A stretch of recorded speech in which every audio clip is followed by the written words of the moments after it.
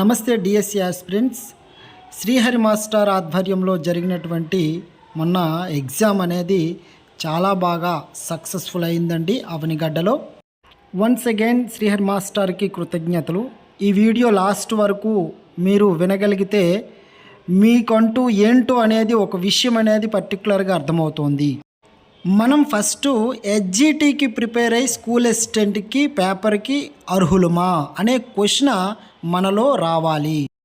Paper చాలా టఫ్గా వచ్చిందని అన్నారు అందరూ కూడా. మీరు స్కూల్ అసిస్టెంట్ లెవెల్లో మీరు గనక ప్రిపేర్ అయినట్లయితే ఈ పేపర్ చాలా ఈజీగా ఉంటుందండి మీకు.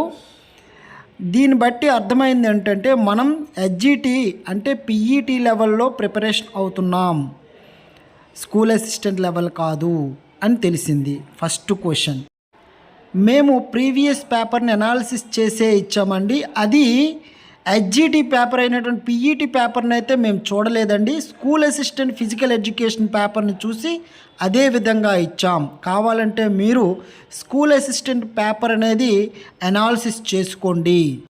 ఇదే పేపర్ మా ఇన్స్టిట్యూట్లో ఇచ్చామండి. 70 అబోవ్ వచ్చాయండి ఒక 4-5గురికి. అయితే మీరు క్షుణ్ణంగా స్కూల్ అసిస్టెంట్ లెవెల్లో ప్రిపేర్ అవ్వడం లేదని తెలుస్తుంది. సో మీరు జాగ్రత్త పడాలి.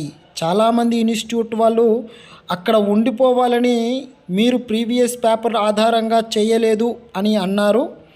అయితే నేను చెప్పేది విద్యార్థులారా, మీరు కూడా ఒకసారి ఆలోచించండి. కంటెంట్ ఏ విధంగా మారుతోంది, రాబోతున్న ఎగ్జామ్ ప్యాటర్న్ ఏ విధంగా చేంజ్ అయిందో మనకి గవర్నమెంటు 2 హింట్లు అయితే ఇచ్చిందండి. అది తెలంగాణలో school assistant physical education and AP స్టేట్లో టెట్ తాలూకా కాఠిన్యత ఇన్ స్కూల్ అసిస్టెంట్ ఫిజిక్స్ కావచ్చు, గణితం కావచ్చు, సోషల్ కావచ్చు, ఎందులోనైనా సరే. చాలామంది ఈ విధంగా రాదు, school assistant physical education paper ఈ విధంగా రాదు అని అంటున్నారు. సరే చూద్దాం. ఏ విధంగా రాకపోతే మనకే కదా మంచిది. ఒకవేళ వస్తే క్వశ్చన్ వేయండి పక్కనే. ఒకవేళ వచ్చినట్లయితే ఈ అవకాశం చేజారిపోయినట్లే. మనకి 2 సార్లు హింట్ ఇచ్చారండి. అది Telangana school assistant physical education paper ఎట్లా వచ్చిందో మీకు మీరే ప్రశ్న వేసుకోండి.